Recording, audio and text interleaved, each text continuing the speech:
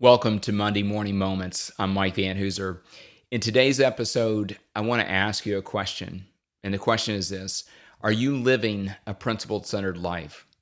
What is a principle? Well, a principle is something that is timeless and true, and it's operating whether you want to believe it or not, or whether you recognize it or not.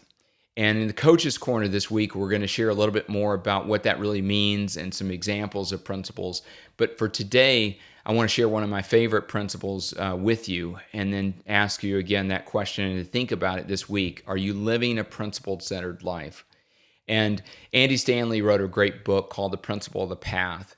And that principle is direction, not intention, determines our destination. Direction, not intention, determines our destination. We can intend to do things, but it really comes back to direction as defined by the daily choices and decisions that we make are going to determine where we end up. And the key question is, are you making daily choices and decisions that are going to lead you to the results that you want and to the destination that you want as well? And getting back to the original question that I posed, are you living a principle-centered life? The key is, are you basing the decisions you make on principles, or is it based on circumstances?